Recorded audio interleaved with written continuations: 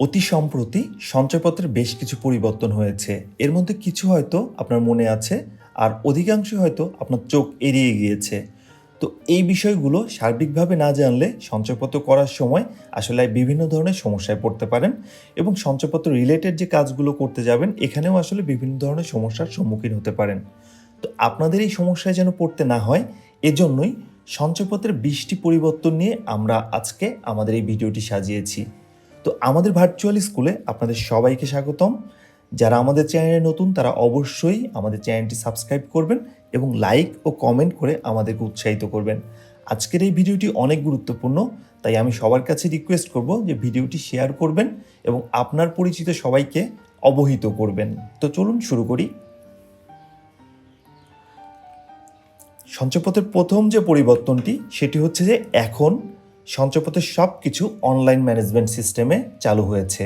অর্থাৎ আগে যেমন ডাকঘর সঞ্চয় স্কিম বা ডাক সঞ্চয়পত্র যেটি ছিল এটি আসলে অনলাইন ম্যানেজমেন্ট সিস্টেমের বাইরে ছিল, কিন্তু বর্তমানে বাংলাদেশ সরকার সব কিছু সঞ্চয়পত্রের সব ধরনের লেনদেন অনলাইন ম্যানেজমেন্ট সিস্টেমের আওতায় এক জায়গাতে এনেছে। অর্থাৎ আপনি যেখান থেকে কিনেন, যেখান থেকে বিক্রি করেন, যা কিছু করেন না কেন সব কিছু এক সফটওয়্যারে আপডেট হবে। এখন আমরা সঞ্চয়পত্রের দ্বিতীয় যে পরিবর্তন সেই বিষয়ে কথা বলবো। সঞ্চয়পত্রের দ্বিতীয় পরিবর্তন হলো 3 মাস অন্তর মুনাফাভিত্তিক সঞ্চয়পত্রের ক্ষেত্রে সঞ্চয়পত্রের ফর্ম চেঞ্জ হয়েছে। এখন কিছুটা নেভি ব্লু কালারের এই ফর্মটি তৈরি করা হয়েছে। এটি বেসিক্যালি করা হয়েছে যে 4টি সঞ্চয়পত্রকে তাদের ফর্ম দেখেই আসলে আলাদা আলাদাভাবে চিহ্নিত করার জন্য। তো এরপরে আমরা যেটি যাব সেটি হচ্ছে যে 3 নম্বরে যেটি রয়েছে সেটি হচ্ছে যে পরিবার সঞ্চয়পত্র। পরিবার সঞ্চয়পত্রের ক্ষেত্রে আসলে কিছুটা ফর্মটি আসলে কিছুটা মেটে কালারের করা হয়েছে, এবং এর ফলে যেটি আসলে চিন্তাভাবনা করা হয়েছে যে যারা পরিবার সঞ্চয়পত্র করতে যাচ্ছেন তাদের আলাদা ডেস্কে আসলে ফর্ম জমা দিতে হবে, ডকুমেন্টস জমা দিতে হবে। যারা 3 মাস অন্তর মুনাফাভিত্তিক সঞ্চয়পত্র করতে চাচ্ছেন তাদের আসলে আলাদা আলাদা ডেস্কে কাজ করতে হবে বা ফর্ম জমা দিতে হবে। এই বিষয়গুলো করার ফলে আসলে সঞ্চয়পত্র ট্রানজ্যাকশন খুব স্মুথ হবে, এবং এর ফলে আপনারা অতি দ্রুত সঞ্চয়পত্র ফর্ম ফিল আপ করে জমা দিয়ে চলে আসতে পারবেন। তো আমরা তারপরে 4 নম্বর যে পরিবর্তনটি দেখব সেই পরিবর্তনটি হলো বাংলাদেশ সঞ্চয়পত্রে। বাংলাদেশ সঞ্চয়পত্রে কিছুটা গোলাপি কালারের ফর্ম করা হয়েছে, এবং এর ফলে যারা আসলে দীর্ঘমেয়াদী বিনিয়োগ করতে চান এবং যারা আসলে মুনাফা প্রতি মাসে তুলতে চান না, অর্থাৎ মেয়াদান্তে মুনাফা সহ মূল টাকাটি পেতে চান, তারা আসলে বাংলাদেশ সঞ্চয়পত্র করে থাকেন। তো তাদের ক্ষেত্রে এই কিছুটা গোলাপি কালারের ফর্ম নির্ধারণ করা হয়েছে। তো এরপরে আমরা পঞ্চম যে পরিবর্তনটিতে যাব সেটি হচ্ছে পেনশনার সঞ্চয়পত্র। পেনশনার সঞ্চয়পত্র সাধারণত পেনশনভোগী এবং যারা আসলে রিটায়ার্ড সরকারি, আধা সরকারি বা স্বায়ত্তশাসিত প্রতিষ্ঠানের কর্মকর্তা তাদের জন্য। তো এই পেনশন সঞ্চয়পত্রের ফর্মটি প্লেন সাদা করা হয়েছে, এবং এই সঞ্চয়পত্রটি আসলে আরও বেশি স্মুথ করার জন্য সঞ্চয়পত্রের ফর্মেও বেশ কিছু পরিবর্তন আনা হয়েছে। ষষ্ঠ যে পরিবর্তন নিয়ে আমরা কথা বলবো, এই পরিবর্তন হলো এখন সঞ্চয়পত্র সার্টিফিকেট দিচ্ছে, যেটি ট্যাক্স রিটার্নের সময় দাখিল করতে হয়। অর্থাৎ আপনি যখন ট্যাক্স রিটার্ন করবেন সেই সময়ে যদি আপনি সঞ্চয়পত্র করেছেন এই মর্মে একটি সঞ্চয়পত্র সার্টিফিকেট জমা দেন, তাহলে কিন্তু আপনি ট্যাক্স রিবেট বা ট্যাক্স মওকুফ হবে, আপনি ট্যাক্স রিবেট পাবেন। সো ট্যাক্স রিবেট পাওয়ার জন্য সঞ্চয়পত্র অনেকেই কিনে থাকেন। তো যারা সঞ্চয়পত্র কিনে থাকেন তারা এই সঞ্চয়পত্র যে কিনেছেন এর এগেনিস্টে ডকুমেন্ট, যে আপনি যে কিনেছেন এর এগেনিস্টে আসলে ডকুমেন্ট সাবমিটের জন্যই বর্তমানে আসলে সঞ্চয়পত্র সার্টিফিকেট দেওয়া হয়ে থাকে। আর এই সঞ্চয়পত্র সার্টিফিকেট দেওয়ার জন্যই আসলে আপনার যে ফর্ম রয়েছে সেই ফর্মে আপনার ইমেল অ্যাড্রেসটি লিখতে হবে। আপনার ইমেল অ্যাড্রেসটি যদি সঠিকভাবে লিখেন তাহলে আপনি সঞ্চয়পত্র করার পরে আপনার ইমেল অ্যাড্রেসে এই সঞ্চয়পত্রের সার্টিফিকেটটি মেইলে চলে যাবে। আশা করি বুঝতে পেরেছেন। এরপরে সপ্তম যে পরিবর্তনটি সেটি হচ্ছে যে মুনাফার হারে পরিবর্তন। আপনারা জানেন যে অতি সম্প্রতি ডাকঘর সঞ্চয়পত্রে মুনাফার হার বেশ কিছু কমিয়ে দেওয়া হয়েছিল, এবং ডাকঘর সঞ্চয়পত্রে এই মুনাফার হার কমানোর ফলে আসলে অনেক আন্দোলন করা হয়েছে, অনেক জায়গাতে অবরোধ করা হয়েছে, কিন্তু পরবর্তীতে সরকার দেখেছে যে সাধারণ মানুষ আসলে চাচ্ছে যে ডাকঘর সঞ্চয় স্কিমের মুনাফার হারটি ঠিক থাকুক, এবং সেই মর্মেই আসলে ডাকঘর সঞ্চয় স্কিমের মুনাফার হার 11.28 পর্যন্ত রাখাই হয়েছে আগে যা ছিল। সো এর পাশাপাশি পেনশনার সঞ্চয়পত্রেও কিন্তু 11.76 এবং পরিবার সঞ্চয়পত্রে 11.52 মাস অন্তর মুনাফাভিত্তিক সঞ্চয়পত্রে 11.04 এবং বাংলাদেশ সঞ্চয়পত্রে 11.28। আর সবগুলোরই আসলে মেয়াদ 5 বছর, তবে দুইটি বাদে, যে দুইটি হচ্ছে 3 মাস অন্তর মুনাফাভিত্তিক সঞ্চয়পত্র এবং ডাকঘর সঞ্চয়পত্র, এই দুইটির মেয়াদ আসলে 3 বছর। আর আপনারা জানেন যে মুনাফা দেওয়া হয় প্রত্যেকটির ক্ষেত্রে আসলে আলাদা আলাদা দেখতে পাচ্ছি আমরা, যেমন বাংলাদেশ সঞ্চয়পত্রের মেয়াদ আনতে 3 মাস অন্তরে 3 মাস পর পর, পরিবার সঞ্চয়পত্রে 1 মাস পর পর মুনাফা দেওয়া হয়, পেনশনার সঞ্চয়পত্রে 3 মাস পর পর এবং ডাকঘর সঞ্চয় 6 মাস অন্তরও নিতে পারেন, অথবা আপনি চাইলে পরে একবারে মেয়াদ আনতে নিতে পারেন। তো যদি মেয়াদ আনতে নেন সেই ক্ষেত্রে আপনি বেশি মুনাফা পাবেন, আর 6 মাস অন্তর নিলে তুলনামূলক কিছু কম মুনাফা পাবেন। তো আশা করি বুঝতে পেরেছেন যে মুনাফার হারে কী পরিবর্তনগুলো এসেছে। এরপরে অষ্টম যে পরিবর্তন, এই পরিবর্তনটি হচ্ছে বন্ডে পরিবর্তন। সাধারণত বন্ডও কিন্তু সঞ্চয়পত্র, তবে এই বন্ড বেসিক্যালি কিনতে পারে যারা প্রবাসী ভাই বোনেরা দেশে বাইরে থাকেন, তাদের কষ্টে উপার্জিত ইনকাম থেকে এই বন্ড কিনতে পারেন। তো আগে এই বন্ডে সর্বোচ্চ বিনিয়োগের পরিমাণ কিন্তু 1 কোটি টাকা ছিল না, এবং সমন্বিত বিনিয়োগও কিন্তু 1 কোটি টাকা ছিল না। তো সরকার যে কাজটি করেছে যে প্রবাসী ভাই বোনেদের কষ্ট উপার্জিত টাকাকে আসলে আরও বেশি মোটিভেট করতে, আরও বেশি প্রণোদনা দিতে, বর্তমানে ওয়েজানা ডেভেলপমেন্ট বন্ড যেটি 5 বছর মেয়াদের, এটাতে মুনাফার হার 12% করা হয়েছে এবং সর্বোচ্চ বিনিয়োগের হার যেটি বা সর্বোচ্চ বিনিয়োগের পরিমাণ 1 কোটি টাকা ধার্য করা হয়েছে। আর সমন্বিত বিনিয়োগ আসলে তিনটিতেই, অর্থাৎ তিনটি মিলে 1 কোটি টাকা বিনিয়োগ করতে পারবেন। ঠিক একইভাবে ইউএস ডলার প্রিমিয়াম বন্ড যেটি 3 বছরের জন্য মুনাফার হার 7.5% করা হয়েছে এবং 1 কোটি টাকা সর্বোচ্চ বিনিয়োগের জন্য নির্ধারণ করা হয়েছে। একইভাবে ইউএস ডলার ইনভেস্টমেন্ট বন্ডেও কিন্তু 3 বছর মেয়াদে যেটি 6.5% মুনাফা দেওয়া হচ্ছে এবং এটিতেও সর্বোচ্চ বিনিয়োগ 1 কোটি টাকা নির্ধারণ করা হয়েছে। আর যেটি পূর্বেই বলেছি সমন্বিত বিনিয়োগ আসলে 1 কোটি টাকা করা হয়েছে। তবে সবচেয়ে সরকার যে কাজটি করেছে যে এই ক্ষেত্রে আসলে আপনাদের ইনকামের উপরে আসলে কোনো ট্যাক্স ধার্য করেনি। এটি সবচেয়ে বড় এবং মোটিভেশনাল আসলে আমি বলবো যে কাজ করা হয়েছে, যার ফলে প্রবাসী ভাই বোনেরা এই ওয়েজানা ডেভেলপমেন্ট বন্ডে বিনিয়োগ করতে আরও বেশি উৎসাহিত হবে। তো এরপরে আমরা দেখব নবম যে বিষয়টি, সেটি হচ্ছে যে সর্বোচ্চ বিনিয়োগে পরিবর্তন। এখন সঞ্চয়পত্র যদি আপনি একক নামে বিনিয়োগ করতে চান, সেই ক্ষেত্রে সর্বোচ্চ কিন্তু আগে যে অ্যামাউন্টটি ছিল এখন কিন্তু সেটি পরিবর্তন করে 50 লক্ষ টাকা করা হয়েছে, অর্থাৎ একক নামে আপনি সর্বোচ্চ 50 লাখ টাকার সঞ্চয়পত্র কিনতে পারবেন। তিনটি মিলে, বাংলাদেশ সঞ্চয়পত্র, 3 মাস অন্তর সঞ্চয়পত্র এবং পরিবার সঞ্চয়পত্র, এই তিনটি মিলে সর্বোচ্চ 50 লাখ। আর আপনি যদি আলাদা আলাদাভাবে সর্বোচ্চ কিনতে চান, সেই ক্ষেত্রে বাংলাদেশ সঞ্চয়পত্রে সর্বোচ্চ 30 লাখ কিনতে পারবেন, 3 মাস অন্তরে সর্বোচ্চ 30 লাখ কিনতে পারবেন এবং পরিবার সঞ্চয়পত্রে সর্বোচ্চ 45 লাখ কিনতে পারবেন। অপরদিকে যৌথ নামেও কিন্তু সরকার তিনটি মিলে সর্বোচ্চ বিনিয়োগের পরিমাণ পরিবর্তন করেছে, এখন 1 কোটি টাকা, যেখানে আপনি বাংলাদেশ সঞ্চয়পত্রে যৌথ নামে সর্বোচ্চ 60 লাখ এবং 3 মাস অন্তর সঞ্চয়পত্রে যৌথ নামে 60 লাখ টাকা কিনতে পারবেন, তবে সমন্বিতভাবে আপনি 1 কোটি টাকা কিনতে পারবেন। তো এখানে আপনাদের বলি, যৌথ নামে অনেকেই বিনিয়োগ করতে চান, তাদের ক্ষেত্রে অবগতির জন্য আসলে জানাচ্ছি, যৌথ নামে যদি আপনি সঞ্চয়পত্র কিনতে চান তবে অবশ্যই আপনার যৌথ ব্যাংক অ্যাকাউন্ট লাগবে, অর্থাৎ ব্যাংক অ্যাকাউন্ট যেটি আপনি খুলবেন সেটি যৌথ। 2 জন যদি সঞ্চয়পত্র কিনতে চান সেক্ষেত্রে 2 জনের নামে ব্যাংক অ্যাকাউন্টটি হবে। আশা করি বুঝতে পেরেছেন। এরপরে পেনশনার সঞ্চয়পত্র কিছুটা পাশ কাটিয়ে আসলে সুবিধা বেশি দেওয়া হচ্ছে, যেমন পেনশনার সঞ্চয়পত্রে একক নামে সর্বোচ্চ 50 লাখ আর যৌথ নামে সর্বোচ্চ আরও 1 কোটি টাকা। যেহেতু এটি পেনশনারদের, সো এই ক্ষেত্রে সরকার আসলে কিছুটা মানবিক হতেই পারেন।